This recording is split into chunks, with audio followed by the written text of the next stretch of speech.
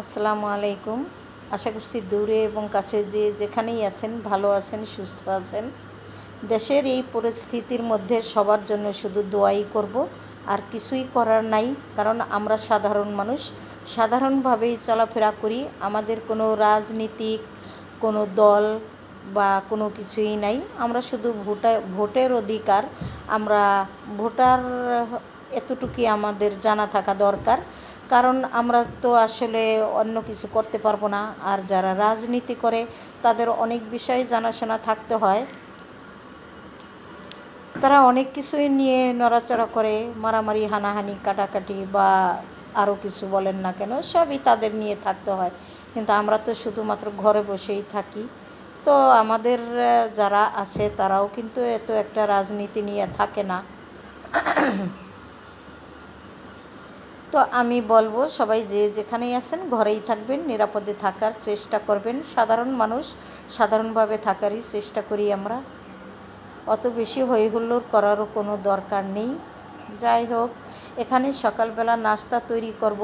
আসলে প্রত্যেকটা দিন সকালবেলা ঘুম থেকে উঠেই একটা মাথার ভিতরে কেমন যেন একটা টেনশন, যে কি খাবো না খাবো।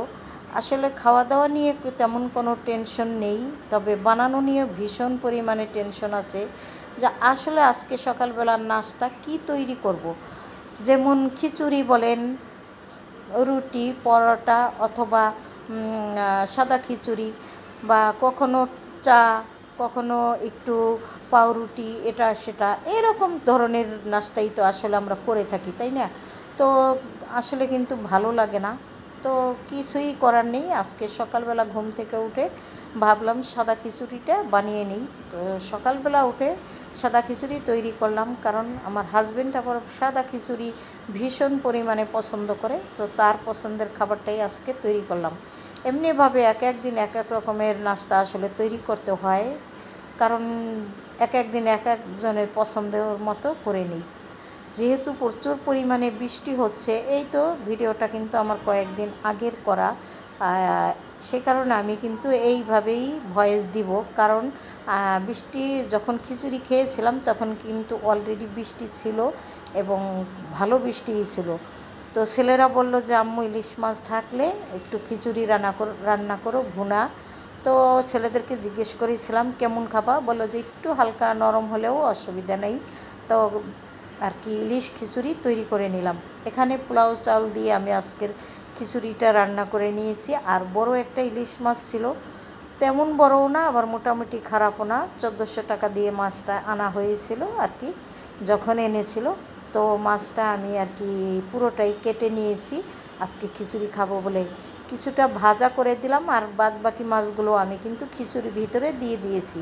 অলরেডি আমার রান্নাবান্না শেষ হয়ে গেছে, দুপুরের খাবার আমি ডাইনিংয়ে নিয়ে আসছি। এই তো দেখতেই পাচ্ছেন, এখানে 4 পিস মাছ ভেজে আনা হয়েছে। আরও কিছু মাছ আমার আসলে কড়াইতে রয়ে গেছে ভাজা করার জন্য, ওগুলো পরে আমি উল্টি পাল্টিয়ে ভেজে নিয়ে আসব। এখন আমার ছেলেরা খেতে বসে যাবে, ওরা খাওয়া দাওয়া শেষ করলে আমরা খাবারটা খেয়ে নেব। তো খাওয়া দাওয়া শেষ করে অনেক কাজকর্ম সেরে ফেলেছি, এরই মাঝে কিন্তু আমি ঘুম দিয়ে উঠেছি।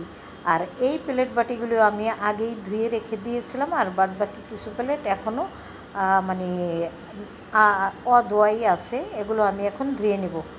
তো এই প্লেট বাটিগুলো ধুয়ে আসলে যেহেতু পানি শুকিয়ে গেছে, আমি শুকিয়ে তুলে রাখবো। অতিরিক্ত প্লেট বাটি রান্নাঘরে থাকলে আমার একটু ঝামেলা মনে হয়।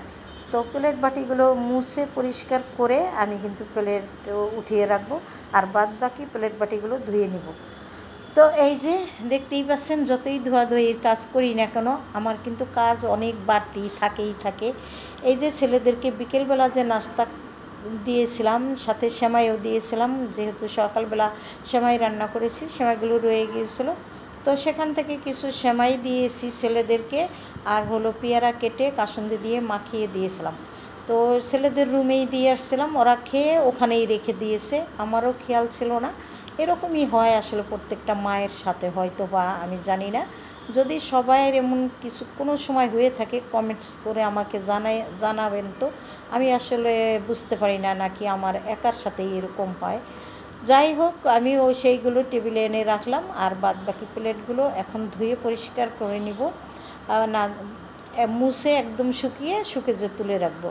আর ওই যে পেয়ারাগুলো, ওইগুলো আমার হাজব্যান্ড একটু খাবে আর একটু কেটে দেবো হয়তো বা, তারপরে আমি ওইগুলো ধুয়ে রেখে দেবো। তো প্লেট বাটিগুলো আমি আজকের মতে যে তুলে রাখি। আসলে সব সময় নামিয়ে রাখি না, কারণ অতিরিক্ত ঝামেলা মনে হয়, আর রান্নাঘরে অত একটা স্পেসও নেই। তো আপনাদের কাছ থেকে বিদায় নিব আমি এই কাজগুলো করতে করতে। সবাই ভালো থাকবেন, আমার কথা ভুল ত্রুটি ক্ষমা সুন্দর দৃষ্টিতে দেখবেন আশা করছি। আল্লাহ হাফেজ, আসসালামু আলাইকুম।